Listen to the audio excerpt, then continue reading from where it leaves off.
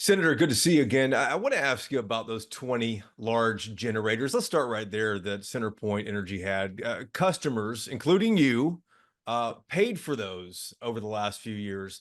CenterPoint didn't even roll them out and use them during Hurricane Beryl. And you heard the CEO say why he did not. But you discussed the possibility of legislation to maybe get some of that money back that CenterPoint customers paid for that. What would that look like if it were to happen? Well, first off, that's about $800 million of a capital purchase. And what people need to understand is that public utilities in the state, they get a profit margin on top of that. So there was a big discussion in the hearing about how much that is.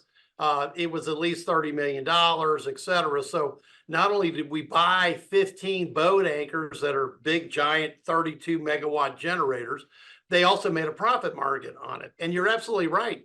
They haven't turned them on once since they bought them because they're too big.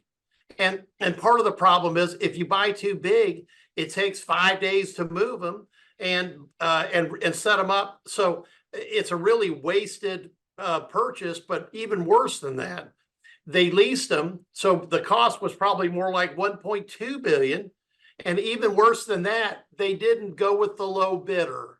See, my information was that they were 44% too high. The CenterPoint CEO said, no, it was only 25% too high. So it's a preposterous situation. And so we're actually talking about, clawing that back. In fact, Lieutenant Governor's actually got a press release out saying he's going to ask the PUC to actually claw back that and revoke that grant that they got to What does that generators. What does that look like, though, Senator? What would a clawback mean? Does it mean that if I live in Houston, I'm getting a discount, a credit back on my monthly power bill? Well, unfortunately, right now, you're not getting a credit, you're getting a debit, okay, on your monthly power bill. For every one of the users, it's already $1 a month. It's supposed to go to $3 a month, and it's going to be in perpetuity unless we get that money clawed back. Now, Yeah. there's various ways to do that. You could do it through the PUC, et cetera. You could do it in a rate hike discussion. You could do it by legislation. We've already initiated all three. What's most likely, do you think? Most likely is if CenterPoint, what I would hope, would willingly discuss the need to return that money back to the ratepayers. That's what I hope happens, because all you can do is point out stupidity and triplicate like this was and say, hey, we should have never have done this. We can't use these things. They're boat anchors around the ratepayers. And so cough up some of the money. If I was an inspector general, that contract is so weird and so suspicious with such a small company. It had all sorts of terms in it that favored an operating lease versus a straight buy. I mean, I would be investigating it for fraud. How soon would CenterPoint customers potentially see these $3 credit come or the $3 charge go off the bills? Well, I don't think until you'd have to have a rate hearing or you'd have to have a ruling by the PUC. And that's not going to happen till the end of the year, or we'll have to pass legislation next year to do it. It's the type of thing that just is so maddening the more you read about it and why we would have wasted that type of ratepayer money. See, public utilities, they're really spending your money. They're not spending their money. And so they spent our money wrongly. And at the same time, they had half of the vegetation expenses that Energy had, which is their service provider to the north. So not only are we spending the money and effectively blowing the money on giant generators that can't be moved, we're not cutting back our trees. And that's another reason why the power was out for so long. You live in and obviously represent the Houston area. Do you trust CenterPoint? At this point, they've got a lot to make up. I'll quote Senator Colcourse from the hearing. She's from Brennan. The trust with the consumers is broken. Now, the reason why that's important is they have a primary duty responsibility to provide power to their service area, transmission and distribution. That's why they have a monopoly of that area. And if they're not going to take it seriously, if they're not going to work like Florida Power and Light to harden their state, we got a major problem. And not only do we have a problem now we've lost a couple weeks of work for the average person. Manufacturers have lost the ability to produce goods and services. We got people that were on medicine, O2, they couldn't get the stuff they needed. There's all sorts of bad problems here. And until I see them take it very seriously, I can't trust them yet until I trust but verify. Do you think there needs to be a change in leadership at CenterPoint? You heard from the CEO himself.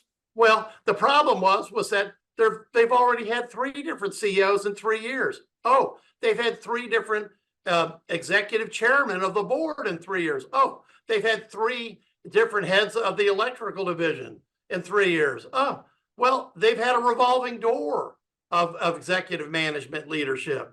So part of the problem is, they are a ongoing public utility. They have a duty to help and provide their services in their service area.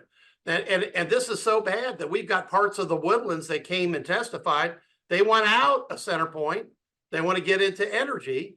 And Senator Brandon Creighton's talking about sponsoring that bill. I mean, people have had it down here. You look, as somebody who is a native Texan, my grandparents survived the 1900 storm, one by swimming through the wreckage wall to safety. There's a big difference between a major hurricane like a category 4 or 5 and this minimal hurricane category 1. And we shouldn't be just flat on our backside because we had a Cat 1 storm. And the more I read about what's happening in Florida, the madder I got, because they had 20 years ago about half a dozen named storms rake through their state in 1 year. They took it seriously. They mandated vegetation removal. They mandated these new composite poles, which are wind resistant to 150 miles an hour. They took the steps to bury cables wherever they could. And they had and now they've basically been hardened on the Atlantic coast and the Panhandle. And they've done it over the last 5 years. So my question to the CEOs, why have you sat and done nothing? Because they've done nothing until 2 storms push them into the forefront. Well, is that a legislative requirement that's needed here, or is that something the PUC might handle? Who should be, bearing down on these guys now? Because Florida's already done this. Well, it's going to be both, but the real question, Jason, here is, why should we even have to tell a multi-billion-dollar public corporation like a utility how to do their job? They know what they're supposed to do. They see what is happening at trade conferences and others. They know what Florida Power Line does. They live in the Gulf Coast. We all live with hurricanes here because we've lived with them all our life. Mm-hmm. So why does out-of-town management not figure out what's happening here? Well, that's because they decided to ignore it or they didn't know about it. Either way, there's going to be top-down guidelines. Unfortunately, we've had to go through this winter storm Uri, which was, very, impacting up in the Dallas-Fort Worth area. Well, we passed a whole bunch of top-down guidelines and told the reorganize the PUC, ERCOT, et cetera. There's, because of amendments I put in Senator Schwartner's bill, we force them to have a training session in the winter and the summer to shed load. So it's not just, hey, they show up in a crisis, they don't know what to do. And really what happened down here is a Hurricane 1, a category storm, turned into a crisis, a really major crisis down here, and it was preventable. That's what really galls me more than anything else. After what I saw, what Florida Power Line did, this was preventable. Well, let's zoom out for a moment here. We're still in hurricane season. We saw the committee hearing that happened a few days ago. What do you expect concrete, legislatively, to come out of that committee hearing? Well, what I expect concrete is coming out of that hearing is we're going to have a serious discussion about clawing back this $800 million, especially after the letter the Lieutenant Governor is going to release to the PUC. We're going to look at how the PUC made the decision to approve those generators in the first place and look and make sure that there is enough I guess, safeguards there to keep a major decision like that happening again, because they overrode a administrative law judge who said, don't do this. And they went ahead and overrode them. Then we're going to look at top-down guidelines and legislation about mandating these composite poles, looking at, vegetation removal, et cetera, what we could do to follow that Florida model that worked. But in the meantime, I'm expecting, Reliant to get with it. Excuse me, CenterPoint to get with it. By the way, Reliant was fine. We had plenty of energy. Right. We just couldn't get it to the folks. Okay? On the power lines, yeah. Yeah, the power lines. But they're supposed to release a tracker today, which was another just blow your head off stupidity, that they had the ability for people to look up and say, hey, is my power coming on or not? And they turned it off after our first storm. And, that was, subject to one of my Aggieisms, which is double blank. I won't say what it is, but it's stupid. Okay. So they've got a lot of stupidity to come out of the grave on here before they get the public's trust back. We talked about the money that ratepayers down there are paying and have paid for those generators that weren't used. The vegetation issues, cutting the power lines or cutting the trees off the power lines, maybe composite poles. Houstonians that I talk to, I'm sure your constituents are telling you the same thing. They are so concerned that these outages and whatever the fix might be is just going to result in higher bills for them again. What do you tell those people? Well, that's why clawing back the money of the unused generators to put it into vegetation management is a great way to make an offset here. Okay, so that the public doesn't have to pay more. And really where I thought you were going with that question was, I've heard from everybody here, they're really worried about what this means to Houston area. What's H-Town's status as the energy capital of the world?